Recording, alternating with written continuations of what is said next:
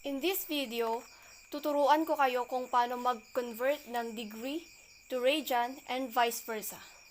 So, dalawang unit lang ang focus natin. So under units, degree and radian. So, 1 revolution under degree is 316, while in radian, ang 1 revolution is equal to 2 pi. Ito ang mga sasagutan natin as an example. For number 1, find the equivalent value of 60 degrees to radian.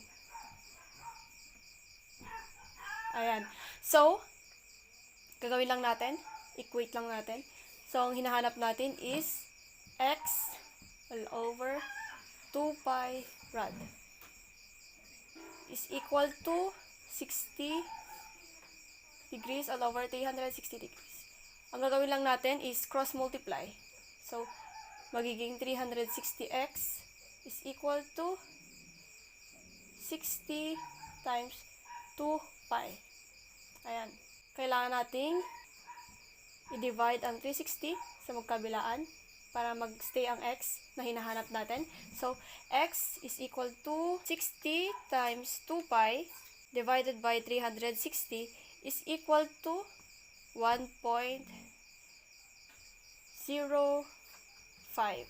radians. So, ang sagot sa number 1 is 1.05 rad. Proceed tayo sa number 2. Another example. So, number 2, ang x natin is rad ulit. X, 2 pi is equal to 55 over 360. Cross multiply, 360x is equal to 55, 2 pi. Then, kailangan nating i-divide ulit.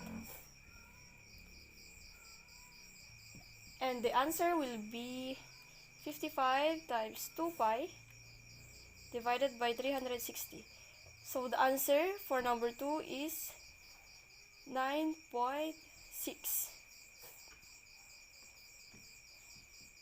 0.96 rad. So ngayon naman, radians to degrees conversion.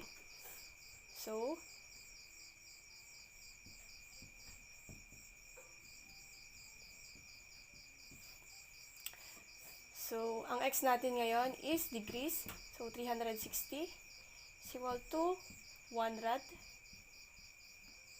all over 2 pi rad. So, ganun ulit. Cross multiply. 2 pi x is equal to 1 times 360. So, i-divide natin tong 2 pi para mag-remain ang x. And solve. 360 divided by 2 pi is equal to 57.3. So, 1 radian is equivalent to 57.3 degrees. Lastly, hanapin naman natin ang equivalent ng 2 radians.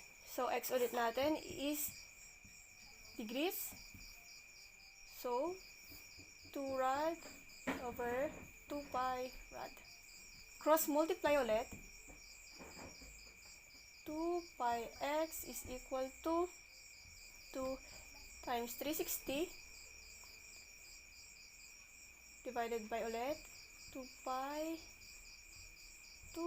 So, x is equal to 360 times 2 divided by 2 pi is equal to 104.59.